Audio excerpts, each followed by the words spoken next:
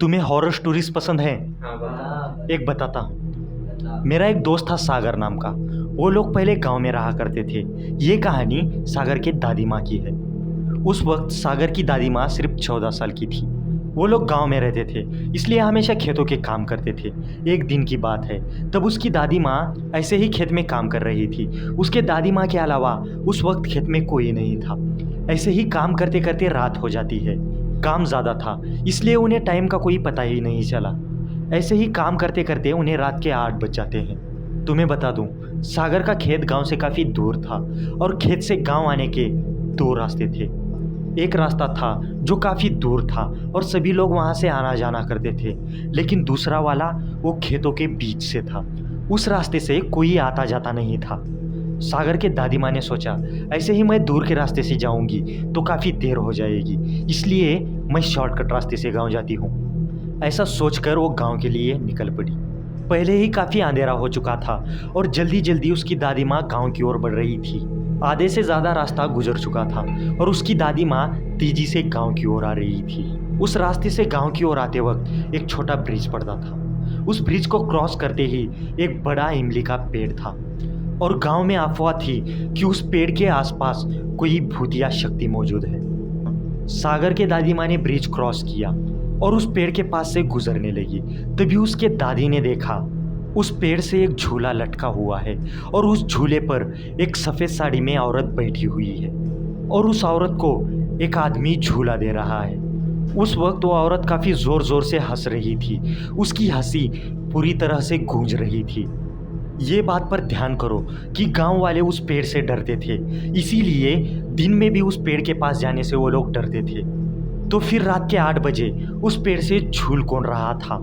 ये नज़ारा देखकर उसकी दादी माँ काफ़ी ज़्यादा डर गई और तुरंत वहाँ से भाग निकली। पुराना स्कूल आता। मैं और मेरे दोस्त पार्टी का नियोजन लगाए। फिर पार्टी का सामान लिए पार्टी करने गए। रात के टाइम को पार्टी करे, खाना खाए। फिर मेरे दोस्त को ही पेशाब, फिर पेशाब करने के पीछे गए, स्कूल के पीछे गए। फिर पेशाब करके आने थे तो रास्ते में पायल की छन छन आवाज़ आई। फिर हमें नज़रअंदाज करे सामने आए तो आगे एक बार आई। फिर हम इन्हें देखे नज़दीक जाके। फिर एक औरत थी, उसके पाँव वाकड़े थे, उन्होंने लाल साड़ियाँ थी, उसके नकुना भी बड़े थे और उसका मुंडा दिसना गया था।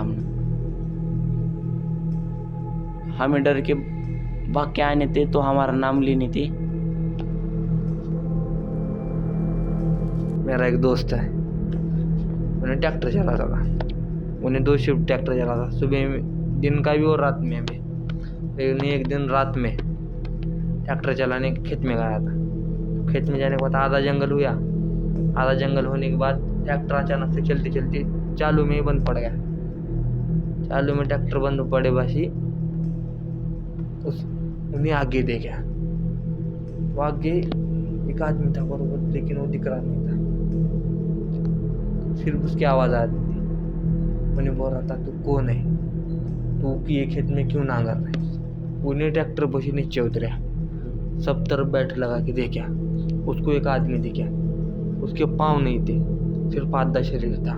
उन्हें उस आदमी को देखा और भाग के घर को गया। और उन्हें देख के भाग के घर को गया, जब कल से उसको 4 दिन बुखार थी। स्टोरीज अच्छी लगी तो चैनल को सब्सक्राइब कर दो। मिलते हैं नेक्स्ट वीडियो में।